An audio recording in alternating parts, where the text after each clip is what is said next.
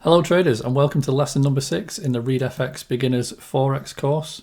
In this lesson then, we're going to answer the question, what are lots and contracts? So in the last lesson, we learned about pips, and I'm sure you realize that it's possible in Forex to make a profit that is so small you can't actually spend it in the shops. So if we look at this amount here, $1.05, we have banknotes and coins for these amounts of money. But we don't have any coins or banknotes for pips. So if you make a 10 pip profit, you can't really do anything with it.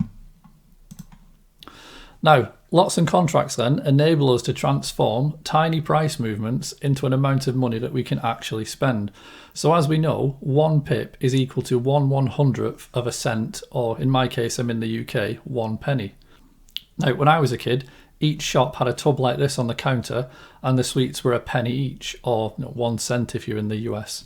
Now, I don't know about you, but if I trade for a whole week and I make 100 pips, I don't want to have made only enough money to buy 1 single sweet from this tub. If I've put in a 40-hour week and made 100 pips, I want that 100 pips to be worth something that I can actually buy stuff with. So let's have a look and see how we do that. So we use lots and contracts, and there are 4 main types of lots. Okay, so you have a standard lot, a mini lot, a micro lot, and a nano lot. Now each lot contains a number of contracts or a number of units. So you can see here in this very simple table, I've put some values in. Now right away at the bottom, you'll notice that this row is grey, and that's because nano lots are usually traded on a separate account type.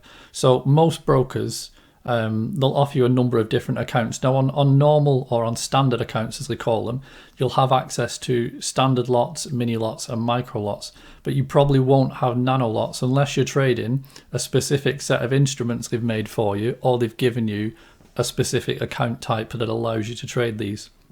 So we're going to ignore these ones for the purpose of this video. Now a standard lot is 100,000 contracts, and that's units of currency.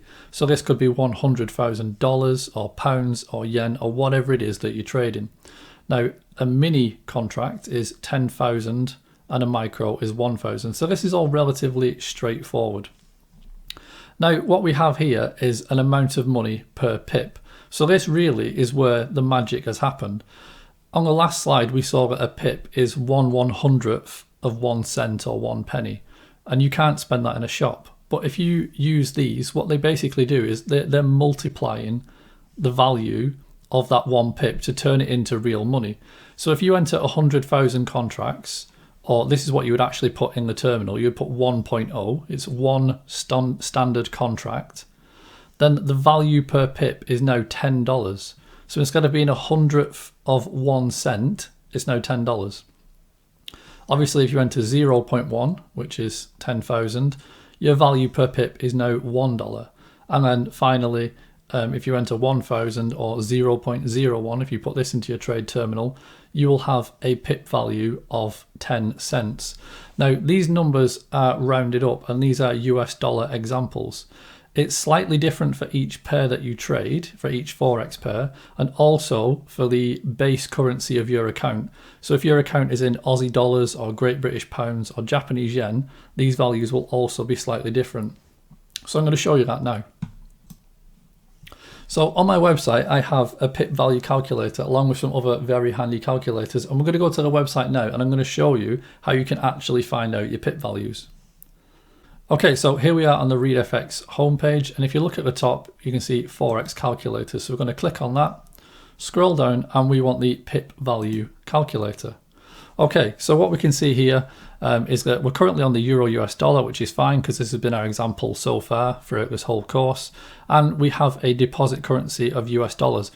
So this means our trading account is in US dollars. That's our account currency. We can also see that the pip is the 4th decimal place, so this is correct. We can see that we want to work out the value of 1 pip, that is correct. And then here we have a little bit of information. So currently, if I move away, it's showing lots. Now that would normally be written as 1.0, although it won't make any difference whether you put a decimal or not in this case. If I hover over this, you can see Forex pairs are 100,000 units per 1 lot. And if we want, instead of entering in lots, we can choose to enter in contracts. So if I put switch to units, And you can now see that it's gone to 100,000. So it's the same information. Now, if I press the calculate button, it now tells me that we are risking $10 per 1 pip if we enter a position size of 100,000 contracts or 1 lot. Now, I'm just going to switch the account currency. So let's say that I live in the UK and my account currency isn't Great British Pounds. Now, when I recalculate, you can see that it has now changed from $10 to £8.22, and that's because it's converted it into British pounds. And also, if we choose to trade, I don't know, let's do something different, the pound Aussie dollar, and calculate again, and you can see we get another pip value. So on the previous slide, when I was saying the values are approximate, this is what I mean. It depends on the currency that your account is in and the instrument that you are trading.